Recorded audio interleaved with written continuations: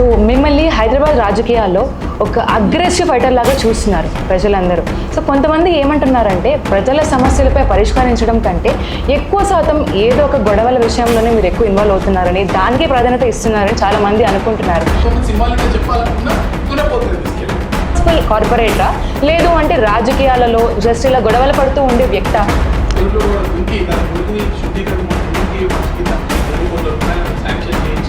MC contractors దంతా నిజమేనా?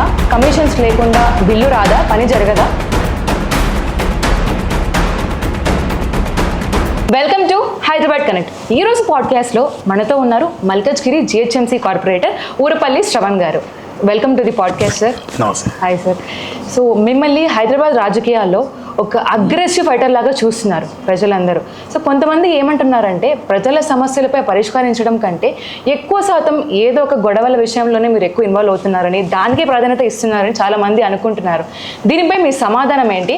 అంటే శ్రవణ్ గారు అంటే ఒక రెస్పాన్సిబుల్ కార్పొరేటరా లేదు అంటే రాజకీయాలలో జస్ట్ ఇలా గొడవలు పడుతూ ఉండే వ్యక్తా? చాలా మంచి క్వశ్చన్ అడిగారు యాక్చువల్లీ. కానీ నాకు తెలిసి ఎవరు అట్లా అనుకోవట్లేదండి. రెస్పాన్సిబుల్గా ఫైట్ చేస్తున్నారని అనుకుంటారు. మీరు ఎవరైనా అడగచ్చు. ఫర్ ఎగ్జాంపుల్, నేను చేసిన ప్రతి ఒక్క పోరాటం కూడా ప్రజల కోసమే పనిచేస్తాను.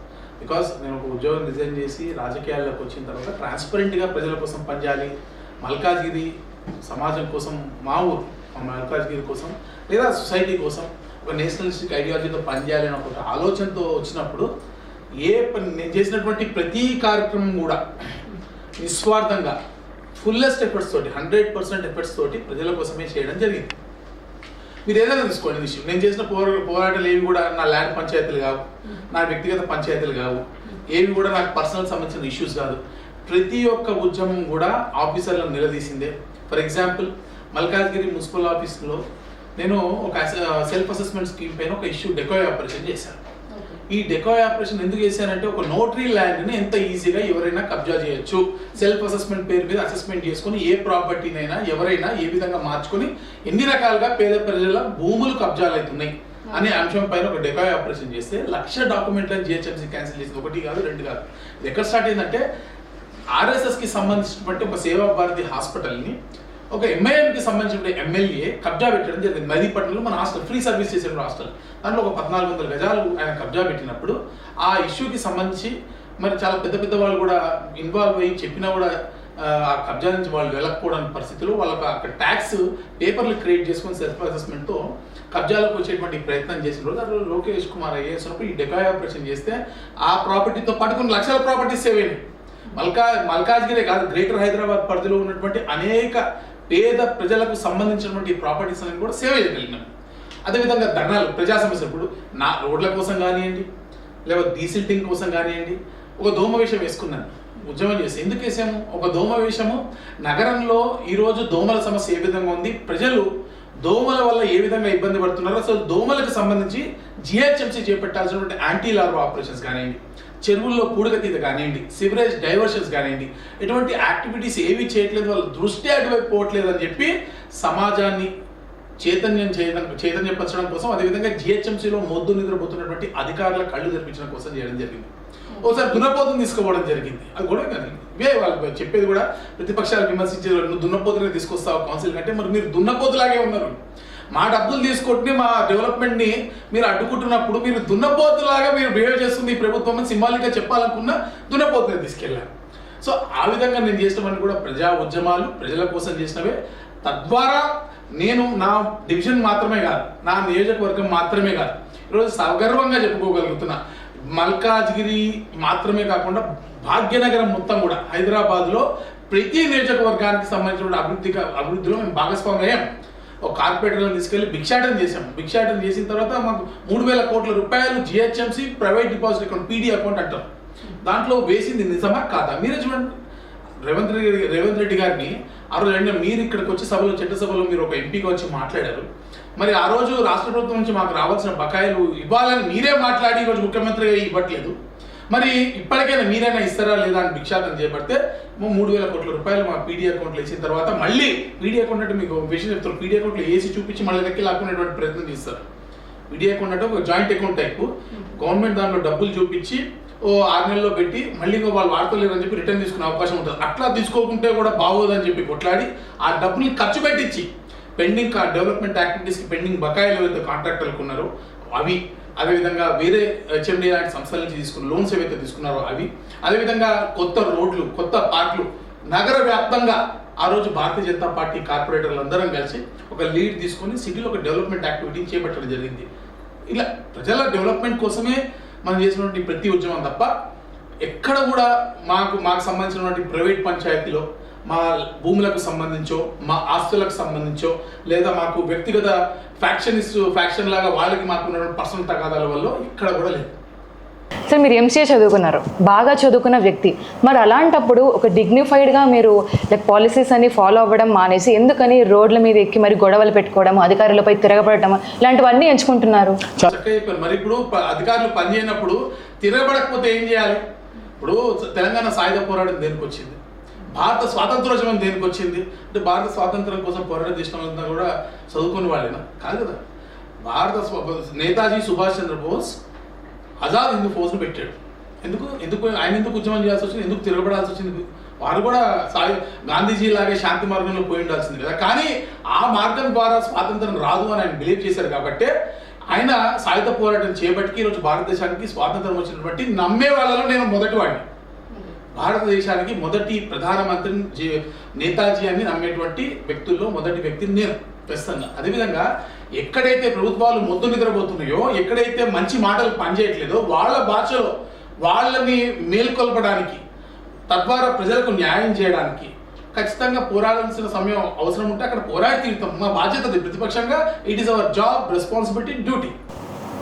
ఓకే సార్, మీరు బీజేపీ పార్టీ నుంచి ఫండ్స్ రావట్లేదు, ఇందులో జాయిన్ అవ్వడం వల్లే ఫండ్స్ రావట్లేదు అంటున్నారు.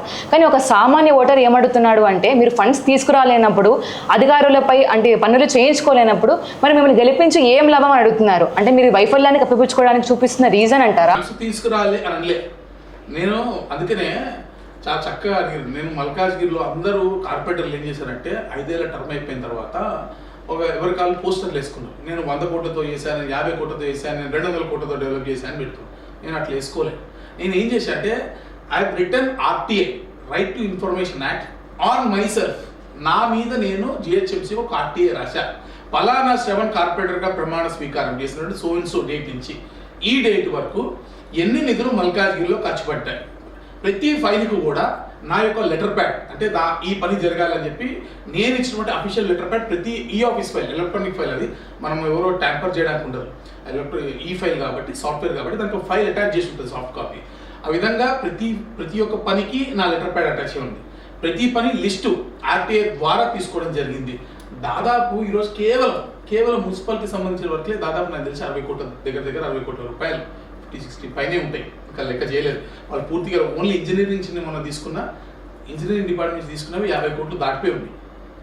HMDA, వాటర్ వర్క్స్, ఇతర డిపార్ట్మెంట్ నుంచి, లేకపోతే సెంట్రల్ ఫండ్స్, MP గారి ఫండ్స్ నుంచి చేసినాం కానివ్వండి, లేకపోతే ఇతరత్ర తీసుకున్నాం కానీ అనేక ఎక్కువ కరెంట్ డిపార్ట్మెంట్ నుంచి చేసినాం కానివ్వండి.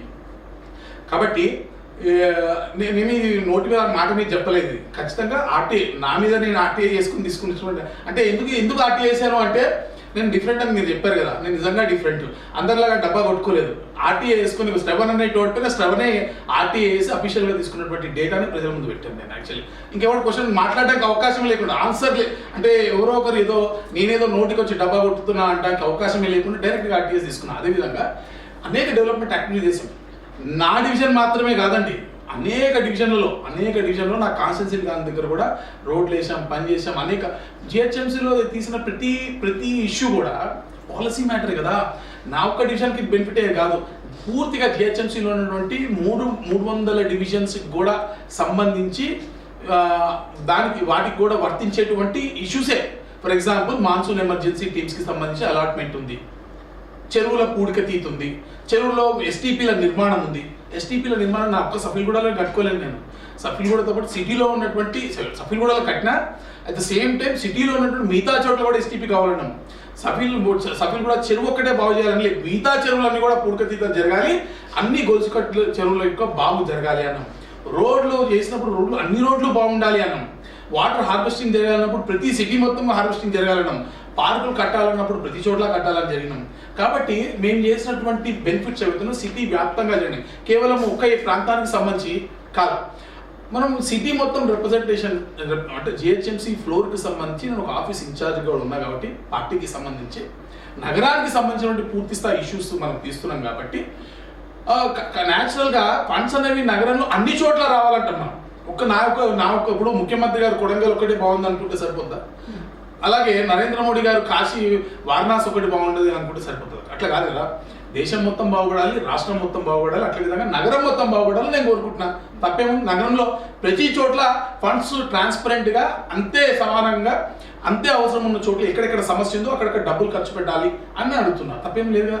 కాబట్టి ఎక్కడైతే అవసరం ఉందో అవగాహన లేకుండా ప్రభుత్వం అక్కడ ఖర్చు పెట్టలేకపోతుంది.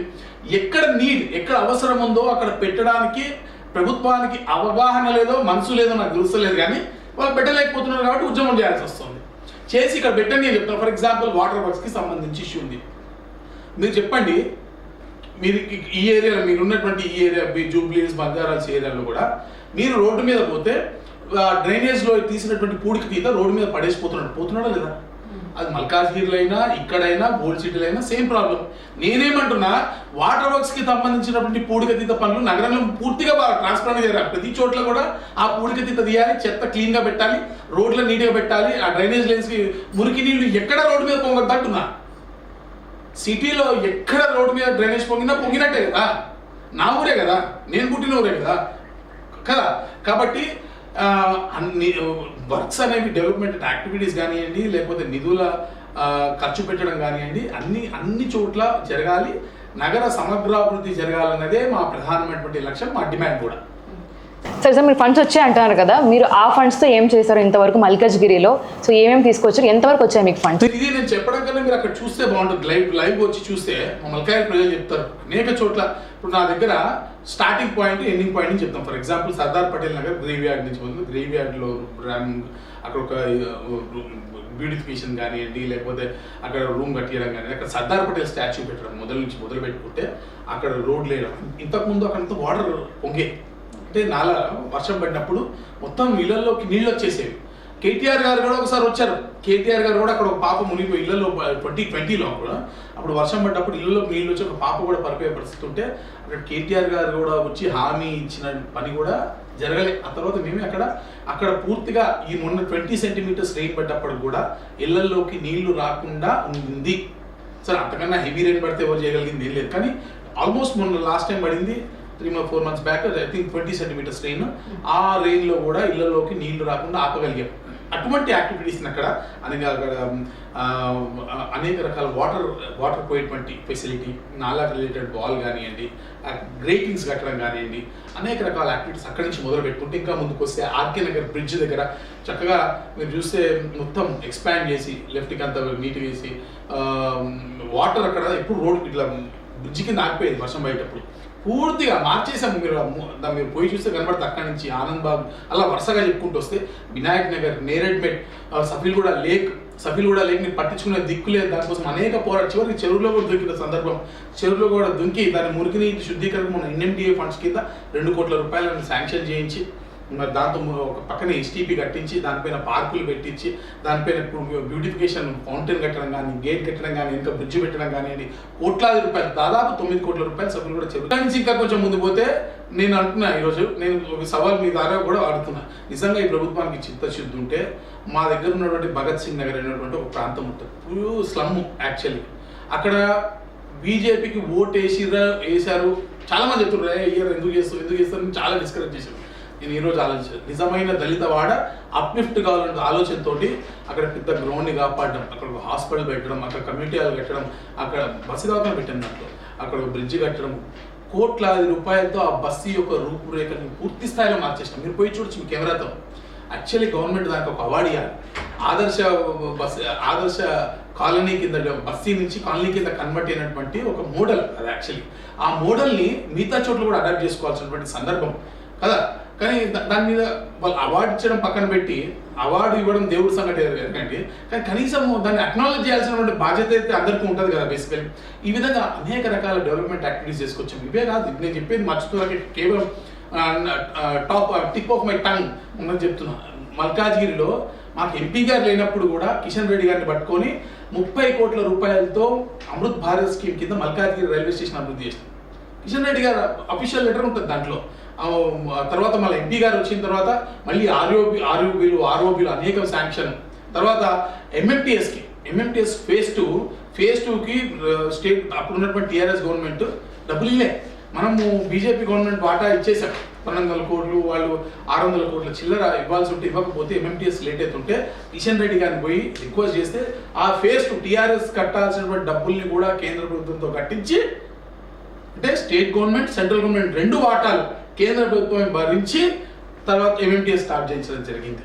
బేసిక్గా ఈ విధంగా చూసుకుంటే ఒక వాల్యూ కట్టడం అనేది చేసిన పోరాటాలు చాలా తక్కువ అనుకుంటున్నాం. ఇప్పుడు కేవలం డెవలప్మెంట్ యాక్టివిటీసే కాదు, రైల్వేనో లేకపోతే రోడో లేకపోతే హెచ్ఎండిఓ డెవలప్మెంటే కాకుండా పాలసీ రిలేటెడ్ ఈ విధంగా పేద ప్రజల భూములను కాపాడడం ఈ సెల్ఫ్ అసెస్మెంట్ స్కీమ్లో కానివ్వండి, లేకపోతే ఇతర ఏరియాస్లో అంటే సిటీ వైడ్గా ఫండ్స్ డిస్పర్స్ కావడంలో మేము చేసినటువంటి పోరాటం కానివ్వండి, వీటికి ఏ విధంగా వెలగడతారు మీరు చెప్పండి? ఏ విధంగా వెలగట్టగలుగుతారు? ఇది ఒక మానిటరీ వాల్యూ కాదు కదా, ఇది ఒక ఎథికల్ వాల్యూ కదా, ఒక ట్రాన్స్ఫార్మేటివ్ వాల్యూ కదా. దీన్ని ఏ విధంగా మీరు అసెస్ చేస్తారు మీరు చెప్పండి? కాదు, much more than what we speak. అంటే ఏదైతే నెంబర్ చెప్తున్నామో దానికన్నా ఎక్కువే అని నేను అనుకుంటున్నాను వ్యక్తిగతంగా. బికాస్ దట్ ఈస్ అంటే దానికి కొలమానం నా ఆత్మ సంతృప్తి మాత్రమే, అంతకుమించి మనం ఏం చెప్తాం? మీరు చెప్పినట్టే ఇందాక అన్నట్టు వినాయక్ నగర్ అన్నారు, లేక ఆనంద్ బాగ్ అంటున్నారు, ఇవన్నీ కూడా ఇప్పటికీ కంప్లైంట్స్ వస్తున్నాయి. అక్కడ ప్రాపర్ మెయింటెనెన్స్ లేదనేసి, లైక్ కమ్యూనిటీ హాల్స్ అవ్వచ్చు, లేదంటే పార్క్స్ అవ్వచ్చు, ఇవన్నీ కూడా ఇంకా మెయింటెనెన్స్ సరిగ్గా లేదు. మీరు మాత్రం లైక్ చాలా బాగా మేము చేస్తున్నామని చెప్పి సోషల్ మీడియాలో మొత్తం పెడుతున్నారు, వైరల్ అవుతున్నాయి. బట్ దీనికి మీరు ఏం చెప్తారు మరి? అయితే వినాయక్ నగర్ అనలేదు, మీరు యాడ్ చేశారు. ఒకటి, రెండు, ఏదో నాకు స్పాట్ చెప్పండి. Right now I will call ఆ కన్సర్న్ ఆఫీసర్ నా కాలనీ వాళ్ళు కానివ్వండి, నేను ఇప్పుడు నాకు స్పాట్లో చూపించండి ఇష్యూ, ఇప్పటికిప్పుడు దాన్ని నేను సాల్వ్ చేసేటువంటి ప్రయత్నం చేస్తాను. నాకు చూపించండి ఏ ఇష్యూ చెప్పండి, ఒక్కటి చెప్పండి, ఒక్క ఇష్యూ చెప్పండి. పేరు ఎక్కడ, ఏ ఏరియా, ఏ కాలనీ? వినాయక్ నగర్ నాకు రాదు, వినాయక్ నగర్ రాదు. ఆనంద్ బాగ్ లో ఏ సందులో డ్రైనేజ్ లేదు నాకు చెప్పండి, నేను ఇప్పుడే ఇస్తాను. ఈ స్పాట్లో నేను వేయించకపోతే మీ స్టూడియో నుంచి వెళ్ళిపోతాను. ఇప్పుడు ఇమీడియట్ గా ఆనంద్ బాగ్లో ఈ సందులో ఈ డ్రైనేజ్ కాలేదు, నన్ను అడిగారు, ఇంకా వేయలేదు, నన్ను అడిగిన తర్వాత కూడా వేయలేదు అన్నది ఏదంటూ చెప్పండి. ఈ క్షణంలో అక్కడ వర్క్ స్టార్ట్ చేయకపోతే నేను ఇక్కడి నుంచి వాకౌట్ చేస్తాను. Challenge, open challenge. Vinayak Nagar right side part నాకు రాదు, అది ఇంకో కార్పొరేటర్ గారికి వస్తుంది. లెఫ్ట్ పార్ట్ అంటే నుంచి సభ్యులు కూడా లెఫ్ట్ పార్ట్ అంతా కూడా నేరేడ్మెట్ వరకు మనకు వస్తుంది. నేను అదే చెప్తున్నా, నా దృష్టికి వచ్చినటువంటి 100లో నాకు తెలిసి 96-97% ప్రాబ్లమ్స్ నేను సాల్వ్ చేశాను. ప్రజలు అడిగితేనే మీరు ఈ విషయం గురించి పట్టించుకుంటారా, లేదు అంటే సొంతంగా చేస్తారా? అది చాలా మంచిగా అడిగారు. యాక్చువల్లీ నా స్టార్టింగ్లో ఏమేమంటే నేను ఏమంటారంటే ఒక చాలా ఇన్స్పైరింగ్, అంటే దేశాన్ని మార్చాలి, ఉద్ధరించాలనే ఉద్దేశంతో వచ్చినటువంటి వ్యక్తిని కాబట్టి ఇట్లనే రోడ్డు మీద కనపడుతుంటే ఏదో గుంత కనపడితే చేస్తుండే, రోడ్డు కనపడితే క్లియర్ చేస్తుండే, అది ఉంటే అట్లా చేసుకుంటూ వెళ్ళిపోయేవాళ్ళం. ఇప్పుడు కూడా అట్లా చేస్తాం మ్యాక్సిమం ఇష్యూస్ ఏవైతే ఇంపార్టెంట్. అయితే కొన్ని ఉంటాయి, కొన్ని ఏమైతే అంటే ఫర్ ఎగ్జాంపుల్ ఒక చిన్న సందులో ఒక రోడ్ అనుకోండి, అవి ఇంతకుముందు అట్లా చేసేవాళ్ళం చెప్పకుండా. కానీ ఏమైపోతుంది అంటే తర్వాత ఒక రిప్రజెంటేషన్, ఒక ప్రాపర్ సిస్టమ్ మనం ఫాలో కావాలి. ఒక ప్రాపర్ ఆ సందులో ఉన్న వాళ్ళందరితో ఒక రిప్రజెంటేషన్ తీసుకొని అందరితో మాట్లాడిన తర్వాత ఆ పని చేయడం వల్ల చాలా సందర్భాల్లో డబ్బులు వేస్ట్ కాకుండా ఉంటుంది. ఏమవుతుందంటే ఒక రోడ్ వేస్తాం కదా, దాంట్లో ఏమంటారు స్టార్టింగ్లో ఒకరు ఉంటారు, అసలు నేను రోడ్డు కూడా అడగమన్నాడా, నేను అడిగాను, నేను మంచిగా ఉన్న రోడ్డు ఎందుకు పాడు చేస్తున్నావు, డబ్బులు వృధా చేస్తున్నాడు అంటాడు. ఇంకా ఆయన వచ్చి నీకు బుద్ధి లేదా, ఇన్నేళ్ళు అయింది అసలు నువ్వు రోడ్ వేయవా నాకు, అదే సందులో ఒక వర్షన్ ఇట్లుంటుంది, ఒక వర్షన్ అట్లుంటుంది. ఇంకా ఆయన వచ్చినప్పుడు అన్న మీరు రోడ్ వేస్తున్నారు కానీ నా ఇల్లు డౌన్ అయిపోయిందన్న అంటాడు. ఇంకో ఆయన వస్తున్నప్పుడు అప్ అయిందా అంటాడు. కాబట్టి నేను ఓవర్ ద 5 years నేను the experience again is that before you do the job, అక్కడ వెళ్ళిన తర్వాత వాళ్ళతో కూర్చొని అసలు సమస్యను కూలకులంగా పరిశీలించి వాళ్ళందరితో ఒక రిప్రజెంటేషన్ తీసుకొని వాళ్ళకి మంచి చెడు రెండు చెప్పి అవుట్కమ్ ఏ విధంగా ఉంటుందో చెప్పి ఆ తర్వాత వర్క్ చేయబడతాం. దానివల్ల ఏమవుతుందంటే ప్రభుత్వం అంటే మనం ఏదైతే పన్నులు కడుతున్నామో ఆ డబ్బు వృధా కాకుండా ప్రాపర్గా యూటిలైజ్ అవుతాయి. ఇది సిస్టమ్ కరెక్ట్గా మనం ఎస్టాబ్లిష్ చేసుకున్న సిస్టమ్. మల్కజ్గిరి హిస్టరీలోనే వివాదాస్పదమైన ఘటన విశ్వాస్ జరిగాయి ఆగస్టు 15. సో ఆగస్టు 15 జరిగిన ఇన్సిడెంట్ ఏంటంటే మాజీ ఎమ్మెల్యే మైనంపల్లి హనుమంతరావు గారి వర్గానికి మీ వర్గానికి జరిగిన గొడవ. లైక్ అప్పుడు ఏం జరిగిందంటే మొత్తం అంతా కంప్లీట్గా మీరు గొడవ పడ్డారు. చిన్న కారణం ఏంటంటే జెండా ఎవరు ఎగరేయాలన్న ఇన్సిడెంట్ గురించి గొడవ పెట్టుకున్నారు. అంత దారుణంగా కొట్టుకోవాలా ఆ ఇన్సిడెంట్ గురించి? దానికి రీజన్ ఏంటి సార్? అంటే మీరు అది మొత్తం ఇన్సిడెంట్ చూడలేదని అర్థం. ఓకే, అది జెండా కోసం కాదు ఇష్యూ ఏమైందంటే దానికన్నా ముందు రోజు బండి సంజయ్ గారు ఇచ్చినటువంటి పిలుపు మేరకు మేము రాష్ట్ర వ్యాప్తంగా ఒక అగ్రెసివ్ మూవ్మెంట్ తీసుకున్నాం. గిరిజన భరోసా యాత్ర నుంచి మొదలుపెట్టుకుని అనేక ఇష్యూస్ తీసుకున్నాం. అదేవిధంగా స్థానికంగా జరిగినటువంటి డెవలప్మెంట్ యాక్టివిటీస్ మీద మా వాయిస్ని కూడా రేజ్ చేయమని చెప్పి పార్టీ ఇచ్చినటువంటి ఒక లైన్. దానిలో సందర్భంగా మల్కాజ్గిరిలో వాళ్ళు మేము 1000 కోట్ల రూపాయలతో డెవలప్ చేశామని వారు ఇచ్చినటువంటి స్టేట్మెంట్కి మేము ఒక ప్రెస్ మీట్లో కౌంటర్ చేయడం జరిగింది. మీరు 1000 కోట్ల రూపాయలతో మీరు డెవలప్మెంట్ చేస్తే మేము పాలాభిషేకం చేస్తాం, మీకు లెక్కలు చూపించండి అని ఒక పొలిటికల్ ఫైట్ ప్రెస్ మీట్లో ఎక్స్చేంజ్ ఆఫ్ వర్డ్స్ జరిగినాయి బేసికల్లీ.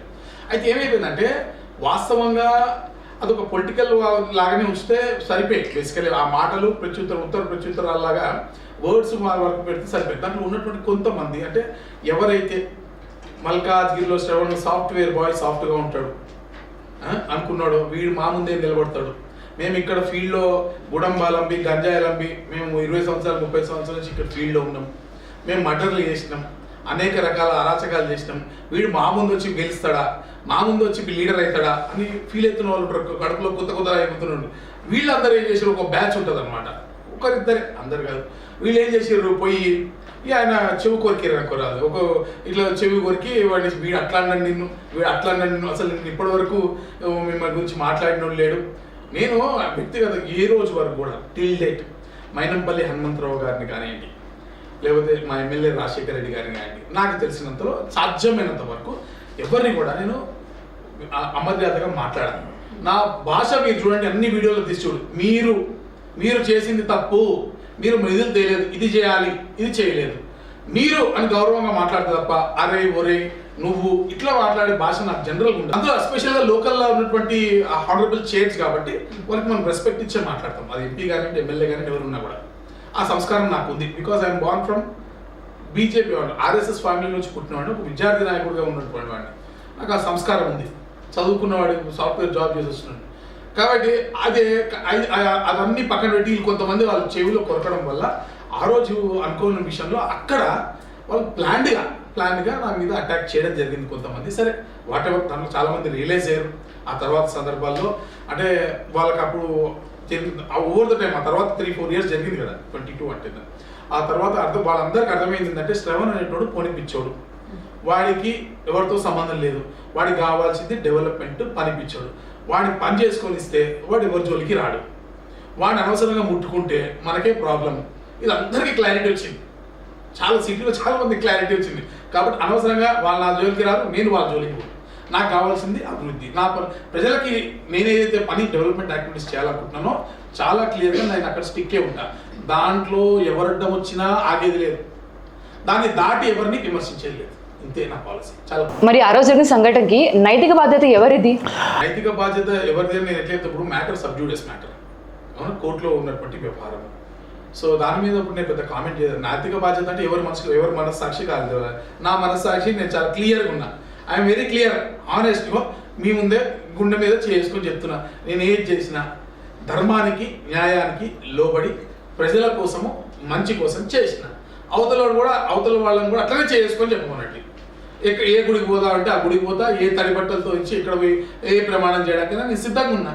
నేను చాలా ట్రాన్స్పరెంట్, నేను చెప్తున్నా కండి, నేను ఏమన్నా చాలా ట్రాన్స్పరెంట్, ఒక వైట్ పేపర్ లాంటి వ్యక్తిని నేను. నా దగ్గర ఏ దాపరికం ఉండదు, చాలా క్లియర్ పర్సనాలిటీ. అవతల వాళ్ళు ఆలోచించుకోవాలి తప్ప రైట్ అన్నది. నా వరకు నేను రైట్ చాలా క్లియర్ చెప్తున్నా. నేను చేయడానికి ఏముంటుంది అక్కడ, నేనే తన్నులు నేను తప్పు చేయడానికి ఏముంటుంది, తన్నులు తిన్నది నేనే కదా, హాస్పిటల్లో పడ్డది నేనే కదా. ఇప్పుడు వాళ్ళ పేర్లు ఎందుకు లేదు, ఇప్పుడు అది పెద్ద గొడవ, అది చూస్తున్న వాళ్ళకి తెలుసు, మల్కాయ ప్రజలందరికీ తెలుసు, అది ఎవరు చేసారా పని అందరికీ తెలుసు. ఇప్పుడు నేను పేరు తీసుకోవడం వల్ల అదికో కాంట్రవర్సీని క్లియర్ చేస్తుంది తప్ప ఎవరికి ఉపయోగం ఉండేటువంటి సబ్జెక్ట్ కాదు. నేను కూడా కాంట్రవర్సీలో పోదలుచుకోలేదు. నా ఫోకస్, నేను చాలా సందర్భాలు ఇది సత్యం అండి, మీరు నమ్మినా నమ్మకపోయినా, అనేక సందర్భాల్లో తిట్టిన వాళ్ళందరూ కూడా నా నవ్వుతోనే సమాధానం చెప్పారు. ఎవరిని విమర్శించలే, ఎవరిని తిట్టలే. చాలా సందర్భాల్లో తప్పని పరిస్థితుల్లో సమాజానికి రాంగ్ మెసేజ్ పోతున్నప్పుడు మాత్రమే నేను రియాక్ట్ అయ్యాను.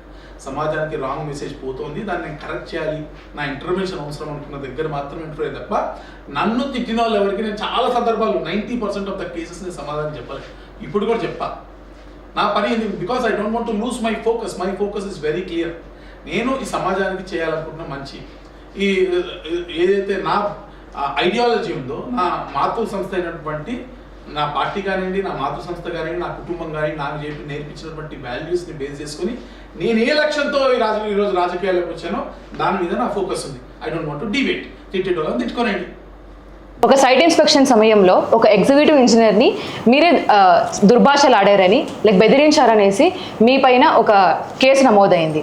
సో ఈ విషయంలో మీరే ఒక ప్రజాప్రతినిధి అయి ఉండి ఇలాంటి పని చేస్తుంటే డెవలప్మెంట్స్ ఎలా వస్తాయి? మరి చాలా చక్కగా లేరు. మళ్ళీ ఈ ఆన్సర్ మళ్ళీ ఇంకో అడగకుండా చాలా క్లియర్గా ఆన్సర్ ఇస్తారు. ఆ ఇంజనీర్ డి లౌక్య, ఓకే. ఆ తర్వాత షీఈ్ లైక్ మై సిస్టర్, సొంత సిస్టర్. ఆమె గొడవ కూడా అయింది, అయిపోయింది. మళ్ళీ మొన్న రాఖీ కూడా తను రాఖీ కట్టింది ఆఫీసులో, నేను స్వీట్ కూడా తను నోట్లో పెట్టడం జరిగింది. అంటే పర్సనల్ వ్యక్తిగతంగా ఇది ఫైట్ కాదు. ఆ రోజు ఏం జరిగిందో మీకు చెప్తాను. అప్పుడు టీఆర్ఎస్ పార్టీ బలంగా ఉన్నటువంటి రోజులు, దాంట్లో హనుమంతరావు గారు ఉన్నటువంటి రోజులు. చెప్పారు కదా ఇందాక, చెవు కొరికే వాళ్ళు కొంతమంది ఉన్నారని చెప్పి కదా, వీళ్ళందరూ పోయి మన పనులు ఆపించేటువంటి ప్రయత్నం చేస్తున్నారు. ఆర్కే నగర్ అనేటువంటి ఒక ప్రాంతంలో సర్వే సత్యనారాయణ గారు మన ఎంపీ వాళ్ళ ఇంటి వాళ్ళ రిలేటివ్స్ పక్కన రోడ్ శాంక్షన్ చేయించాం. రోడ్ శాంక్షన్ చేయించిన తర్వాత ఒక 6 నెలల నుంచి రోడ్ వేస్తలేరు. అయితే అక్కడ ఉన్నాడు, తిరుపతికి వెళ్ళాడు, రేపు చేస్తా అన్నాడు, ఎల్లుండి చేస్తాడు అని చెప్తున్నాడు. ఆ కాంట్రాక్టర్ కూడా నాకు ఫ్రెండే, ఆ తర్వాత బాగా క్లోజ్ అయ్యాడు అనుకోండి. అప్పుడు నాకు పరిచయం లేదు. నేను రోజు ఇట్లనే డీసీ గారు డిఈ గారు అందరు ఉన్నాం. ఎందుకు నా డెవలప్మెంట్ యాక్టివిటీస్లో స్టార్టింగ్లో కదా నన్ను బాగా సతాయిస్తున్నారు, ఎందుకంటే నేను అధికార పార్టీని ప్రశ్నిస్తున్నా. అప్పుడు ఏం చేసే బాగా సతాయిస్తుంటే నేను ఎందుకు ఈ రోడ్డు శాంక్షన్ చేయించా కదా, నేను ఎందుకు ఏం చేయాలి అన్నప్పుడు వాళ్ళు ఇట్లనే మళ్ళీ ఇదే సమాధానం చెప్పారు. మళ్ళీ అప్పుడు చేస్తారు, ఇప్పుడు చేస్తారని చెప్పారు. అనగానే వెంటనే కాంట్రాక్టర్ నెంబర్ ఇవ్వండి అని చెప్పి డైరెక్ట్ ఫోన్ కొట్టా, స్పీకర్ పెట్టి. అంటే అన్నా నేను రోడ్డు వేద్దామని రోజు అనుకుంటున్నా, రోజు రోడ్డు వేద్దాం అనుకుంటే అసలు అధికారులు నన్ను ఏదో ఒక రీజన్ చెప్పి ఆపేస్తున్నారు. నాకు ప్రాబ్లం అవుతుంది, నేను పని చేసుకుని వెళ్ళిపోయి ఇంకో వర్క్ చేసుకోవాలి, నాకు చాలా ఇబ్బంది అవుతుంది, నేను వేసేస్తాను రోడ్డు అన్నాడు. Reverse contrary. అధికారులు ఏం చెప్తున్నారు, అసలు అవైలబుల్లో లేడు కాంట్రాక్టర్, తిరుపతి పోయాడు, అక్కడ పోయాడు, ఇక్కడ లేవు, డబ్బులు లేవు, ఇప్పుడు చేస్తలేడు.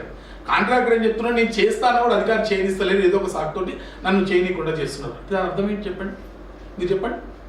పని కావాలని అర్థనట్టే కదా. ఆ సందర్భంలో ఏమన్నా ఇది చేయడం కరెక్టా అన్న. అయితే హైలైట్ విషయం ఏంటంటే వెంటనే అప్పుడు నన్ను ఎక్కడ దొరుకుతారు, అధికార పార్టీ టీఆర్ఎస్ ఎట్లున్నారు నేను చెప్పాను కదా, గంజాయి గొడవ కేసులు చాలా ఉన్నాయి, నన్ను దొరికితే ఎక్కడ దొరుకుతారు ఆలోచన. వెంటనే గట్టిగా నిలదీయంగానే మీరు నమ్మరు, డోర్లో క్వశ్చన్ అడిగారు, పక్కన 2 నిమిషాలు పోలీసులు వచ్చేసారు, నా మీద కేసు కూడా బుక్ చేశారు. ఏమని ఎఫ్ఐఆర్ ఏమని తెలుసా చెప్పండి. నేనే దుర్భాషలు ఆడాలని కాదు, సిగ్గు లేదా మీరు రోడ్ వేయట్లేదు అని. FIR as it is completed. ఈరోజు స్టిల్ కోర్టులో ఉంది కేసు.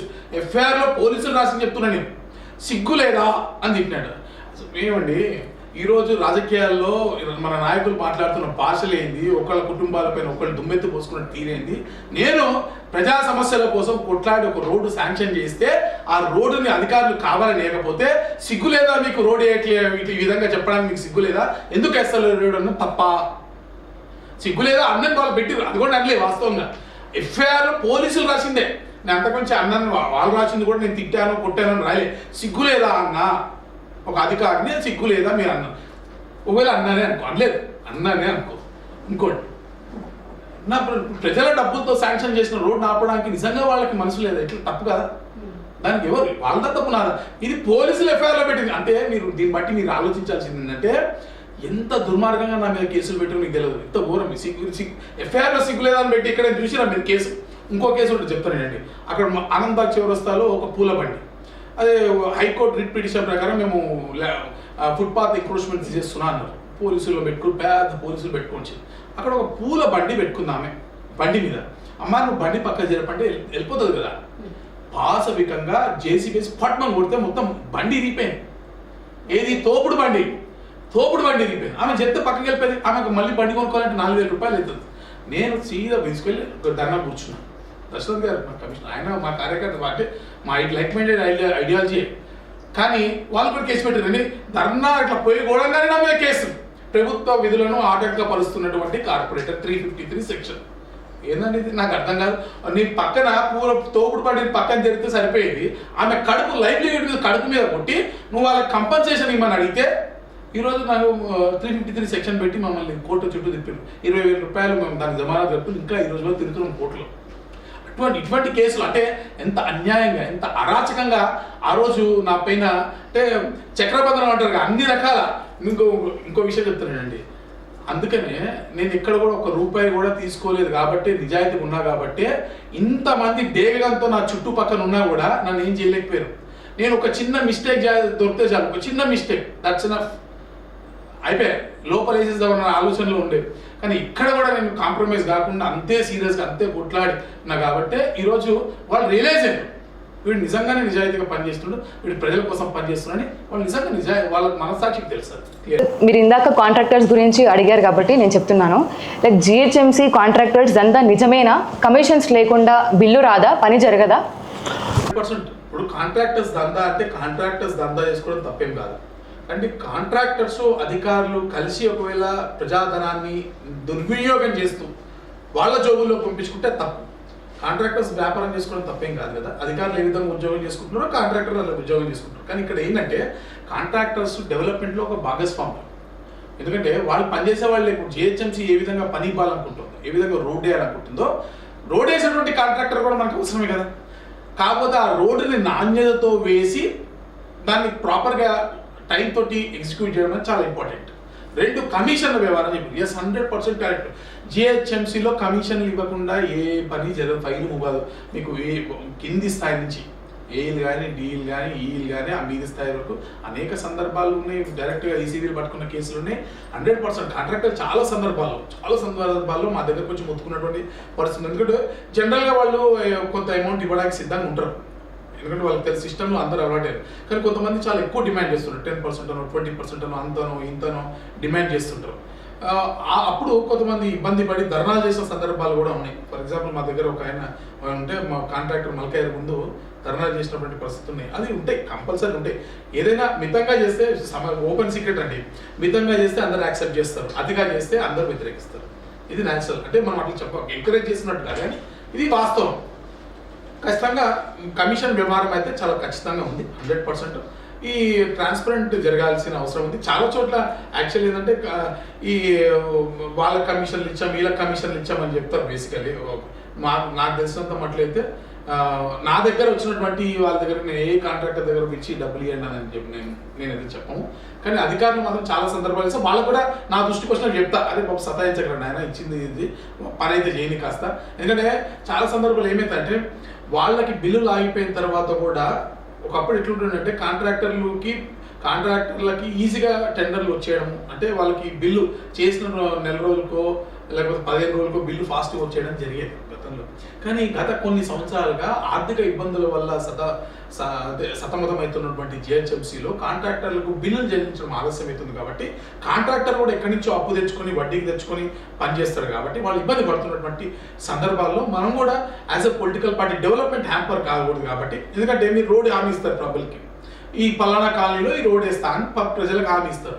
ప్రజలు మీకు కనిపించినప్పుడు అడతారు, ఏమైందన్నా నువ్వు రోడ్ వేస్తాను అని అడతారు. మరి నాకు పని ఫాస్ట్గా జరగాలంటే నేనేం చేయాలి? ఏం చేయాలి? ఎస్టిమేట్ నేనేం చేయాలి? ఎస్టిమేట్ నుంచి మీద ఆఫీసర్ తీసుకుని ఆ మీద నుంచి ఇంకో ఆఫీసర్ పోవడం, అక్కడి నుంచి శాంక్షన్ తీసుకోవడం, అక్కడి నుంచి మళ్ళీ కిందికి తీసుకోవడం, టెండర్ పెట్టడం, దాన్ని ఎగ్జిక్యూట్ చేయడం, మళ్ళీ కాంట్రాక్టర్ గారిని బతులాడుకుని సార్ ఎక్కడి నుంచో రూపాయలు తెచ్చుకొని ఈ రోడ్ వేయండి అని చెప్పి బతులాడుకుని ఇంత ప్రాసెస్ కూడా మేమే ఫాలో అప్ చేసుకోవాల్సిన పరిస్థితి ఉంది. యాక్చువల్లీ అలా చేసుకుని డెవలప్మెంట్ చేసినటువంటి సందర్భాలు. అంటే మీరు లంచం తీసుకోవడం సమర్థిస్తున్నారా శ్రవణ్ గారు? లంచం తీసుకోవడం సమర్థించిన కాదు, ఉన్న సిస్టమ్ చెప్తున్నాను మీకు. వాస్తవంగా మీరు ఒప్పుకున్నా ఒప్పుకోకపోయినా నేను ఒక్కడిని దేశాన్ని మార్చలేను, మీరు ఒక్కరి దేశాన్ని మార్చలేరు. ఆ ఉన్న సిస్టమ్. కానీ నేనేమంటున్నా అంటే నాకున్న సిస్టమ్ పరిధిలో వాళ్ళు డబ్బులు పెట్టేటువంటి పరిస్థితి లేకుండా వాళ్ళకి న్యాయం జరిగే విధంగా నేను పోరాటం చేసిన అన్న. ఫర్ ఎగ్జాంపుల్ వాళ్ళ ఒక దగ్గర కమిషన్ ఇవ్వాల్సిన సందర్భం ఉంది, 3% 5% ఇస్తే కానీ వాళ్ళ ఫైల్ మూవ్ కాలేని సందర్భంలో నేను గట్టి కొట్లాడిన, మీరు వాళ్ళని సతాయించద్దు, వాళ్ళకి రూపాయి వస్తేనే కదా వాళ్ళు మళ్ళీ ఇంకో దగ్గర రీఇన్వెస్ట్ చేసి రోడ్ వేయగలుగుతారు అంటే అట్లా వాళ్ళకి సపోర్ట్ చేసిన సందర్భాలు ఉన్నాయి. సిన్సియర్ ఆఫీసర్లకి సపోర్ట్ చేసిన సందర్భాలు ఉన్నాయి. మంచి ఆఫీసర్లు కూడా కొంతమంది ఉంటారు కదా, మంచి ఆఫీసర్లకి సపోర్ట్ చేసిన సందర్భాలు ఉన్నాయి. మంచి కాంట్రాక్టర్లకి సపోర్ట్ చేసినటువంటి సందర్భాలు ఉన్నాయి. అంటే మంచి ఎక్కడుందో అక్కడ ఖచ్చితంగా మనం ఉంటాం, అక్కడ సపోర్ట్ చేస్తే నా బాధ్యత కూడా.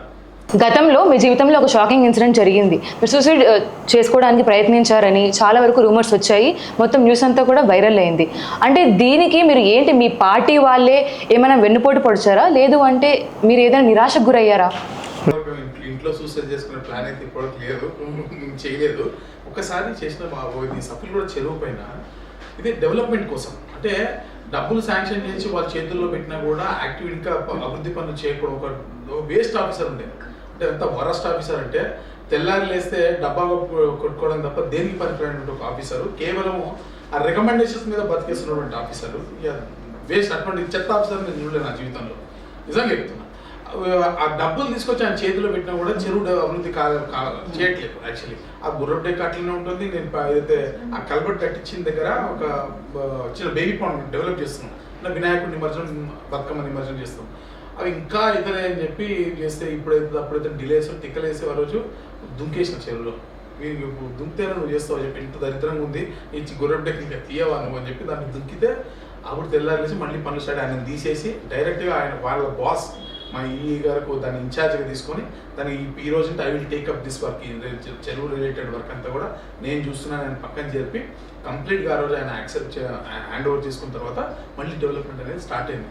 అంటే ఆ స్థాయిలో కొట్లాడితే కానీ కొంతమంది గవర్నమెంట్ ఆఫీసర్ అట్లా ఉంటారు. ఏం చేస్తాం మనం, జీతాలు తీసుకుంటారు కానీ సిగ్గు శరం చీము నెత్తురా ఏముండదు. మీరు జీతాలు తీసుకుంటున్నప్పుడు కరెక్ట్ పని చేయాలి కదా.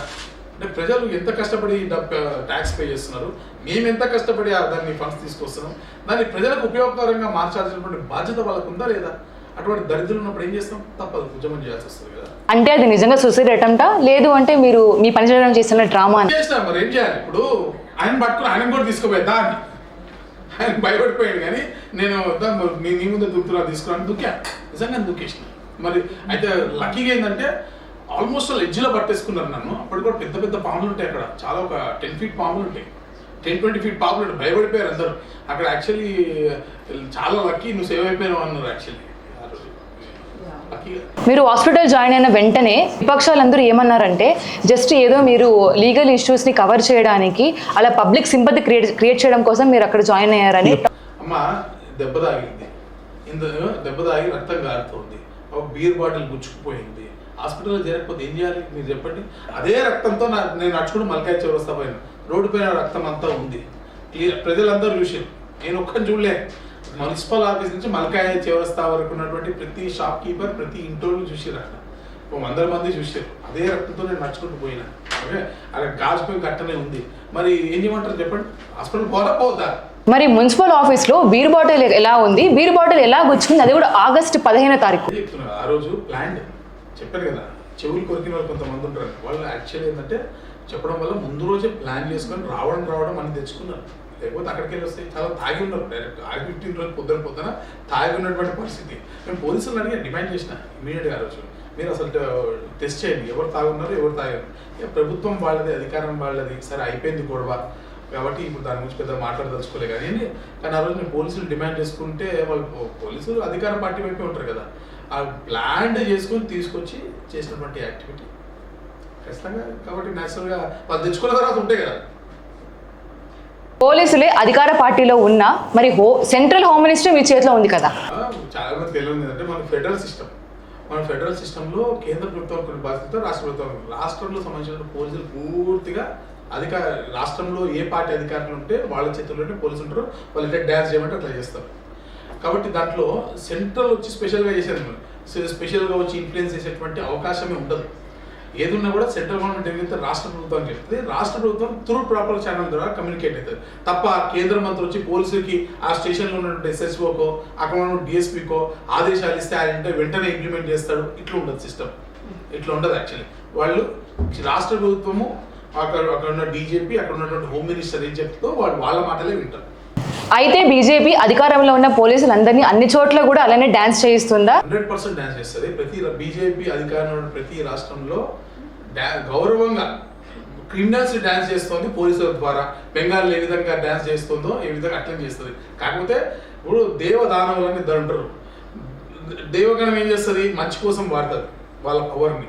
దానవులు ఏం చేస్తారు, చెడు కోసం వాడతారు. మేము దేవగణానికి సంబంధించిన వాళ్ళం, అవతల వాళ్ళు రాక్షస గణానికి సంబంధించిన వాళ్ళు, అంతే డిఫరెన్స్. ఆ రాక్షసగణం మరి ఏ పార్టీల కిందకి వస్తారు? ఈ దేశ అదే ఏ పార్టీ అయితే ఈ దేశ అభివృద్ధిని కాంక్షించదో, ఏ పార్టీ అయితే కేవలం వాళ్ళ కుటుంబ రాజకీయాలు, వాళ్ళ స్వార్థ రాజకీయాలు చేస్తారో, ఏ పార్టీ అయితే ప్రతిరోజు మన దేశం యొక్క వినాశనాన్ని కోరుకుంటూ విదేశీయాలతో కుమ్ముక్కై, ఆ చైనా తోటి, వాళ్ళతో పాకిస్తాన్ తోటి కుమ్ముక్కై వాళ్ళ భాషను ఇక్కడ మాట్లాడుతూ చూస్తున్నాం. మన దేశ పార్లమెంట్లో కూర్చొని మన విమానాలు ఎన్ని పడిపోయినాయి, పాకిస్తాన్ మన విమానాలు అన్ని పడేసింది, ఎవడేమో మనం ఎన్ని విమానాలు కొట్టాము పాకిస్తాన్ మనం అడగాలి. కానీ రివర్స్ ఏమడుగుతారు, మన పార్లమెంట్లో కూర్చొని పాకిస్తాన్ మన విమానాలను ఎన్ని కొట్టింది, మనకెంత నష్టం జరిగింది, మనకెంత డ్యామేజ్ జరిగింది అంటే వాళ్ళని ఇన్వైట్ చేస్తూ మనల్ని కించపరుస్తూ చేసేటువంటి వ్యాఖ్యలు మన చట్టసభలో కూర్చొని చేస్తుంటే వీళ్ళందరూ కూడా అదే ఆ గణానికి సంబంధించిన వాళ్ళే 100%. పోలీస్ డిపార్ట్మెంట్ స్టేట్ మిషనరీ మీపై టార్గెట్ చేసింది అంటున్నారు. అంటే శ్రవణ్ గారిని మానసికంగా, రాజకీయంగా మీ పైన లైక్ బ్లూ ప్రింట్ నడుస్తుంది అంటున్నారా? చాలా మంచి క్వశ్చన్ అడిగింది. దీనికి రీజన్ ఏంటంటే పోలీసులను టార్గెట్ చేయడానికి కారణం ఏంటంటే రాష్ట్ర ప్రభుత్వం యొక్క వైఫల్యాలను పదే ప్రశ్నించడము, ఈ దేశానికి వ్యతిరేకంగా పనిచేసేటువంటి వాళ్ళ యాంటీ నేషనల్ పాలసీస్ను లేకపోతే యాంటీ పబ్లిక్ పాలసీస్ని వ్యతిరేకంగా నేను పోరాటం చేయడం. ఒక ఎగ్జాంపుల్ చెప్తా. తెలంగాణ రాష్ట్ర ప్రభుత్వం కాంగ్రెస్ పార్టీ వచ్చిన తర్వాత ఒక సర్వే చేసింది, కులగణన సర్వే చేసింది కదా. మీకు విషయం తెలుసు, చాలా మంది బయటికి రానిలేదు. ఇది ఒక నేషనల్ లెవెల్ రూల్స్. దీంట్లో ఒక స్కామ్ నేను బయటికి తీసుకొచ్చాను.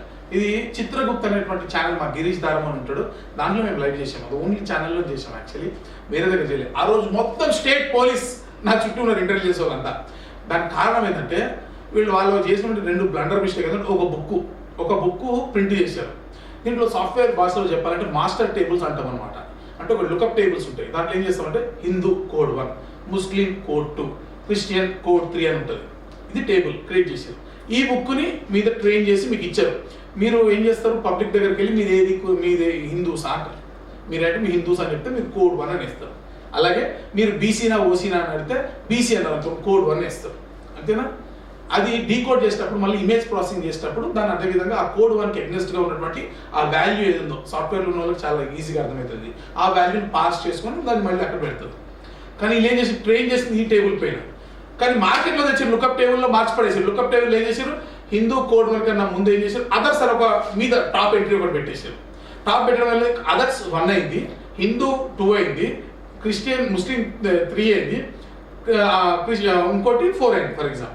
అప్పుడు ఏం చేస్తారు, మీరు ఏదైతే వాల్యూ పబ్లిక్ నుంచి తీసుకున్నారో ఫర్ ఎగ్జాంపుల్ ఇంతకుముందు 1 అని ఇచ్చారు, ఓకేనా. యాక్చువల్లీ అదర్స్లో రావాల్సింది అది హిందూ అని పడ్డది, హిందూలో రావాల్సింది ముస్లింలో పడ్డది, బీసీని ఎస్సీ అయింది, ఎస్సీ ఎస్టీ అయింది. ఇట్లా అడ్డగోలుగా చేసినటువంటి సర్వేకు ఎటువంటి ప్రామాణికం లేదని చెప్పి ఈ 2 బుక్కులు తీసుకొచ్చి నేను బయట డైరెక్ట్ ప్రెస్ మీట్ పెట్టాను. మున్సిపల్ ఆఫీస్ ముందు ప్రెస్ మీట్ పెట్టాను. 2 రకాల బుక్కులను తీసుకొచ్చి పెడితే రాష్ట్ర ప్రభుత్వం మేఘాల మీద స్పందించి పోలీస్ మొత్తం ఇంటెలిజెన్స్ ఇచ్చి నా దగ్గర బుక్కులు గుంజేసుకున్నారు. మొత్తం బుక్కులు వెనక్కి తెప్పించారు. ఇమీడియట్గా అన్ని సర్కిల్ ఆఫీస్లో మీటింగ్ పెట్టి ఆ బుక్కులు ఎంప్లాయీస్కి ఇచ్చిన బుక్కులు 2 వెనక్కి తెప్పి సీజ్ చేసేసుకున్నారు. ఇది అఫీషియల్. కానీ ఇది నేషనల్ న్యూస్. అన్ఫార్చునేట్ అంటే నేను ఒక చిన్న లీడర్ని అయిపోయాను. నేను చాలా చిన్న లీడర్ని అయిపోవడం వల్ల ఒక నేషనల్ న్యూస్ నేను తీసినటువంటి స్కామ్ అయితే ఉందో ఇది జాతీయ స్థాయిలో జరగాల్సినటువంటి చర్చ. అంటే కాంగ్రెస్ పార్టీ చేసినటువంటి కులగణన ఎంత లోపభూయిష్టంగా ఉన్నది అనేది మనం ఎక్స్పోజ్ చేసాం. నేను చిన్న లీడర్ అవ్వడం వల్ల ఇక్కడ ఆగిపోయింది, పోలీసుల యొక్క పవర్ మధ్య ఆగిపోయింది. కానీ ఇది నేషనల్ లెవెల్లో ప్రజలు తెలుసుకోవాల్సిన విషయం. అంత వర్స్ట్ చేసారు సర్వే. అంటే పోలీసులు అందరూ అట్లాంటి ఇష్యూస్ చాలా అనేక సెల్ఫ్ అసెస్మెంట్లో కానివ్వండి, లేకపోతే అనేక రకాల ప్రజా వ్యతిరేక విధానాలపైన మనం ప్రశ్నించినప్పుడు ప్రభుత్వానికి ఇబ్బంది అవుతున్నప్పుడు వాళ్ళు ఇంటెలిజెన్స్ 6 నెలలు నా ఇంకా షాడో పార్టీలు పెట్టారు మా పోలీసు వాళ్ళు. ఎటు పోతే అటు నేను ఎక్కడ పోతున్నా, ఏం చేస్తున్నా, నా ఫోన్ ట్యాపింగ్లో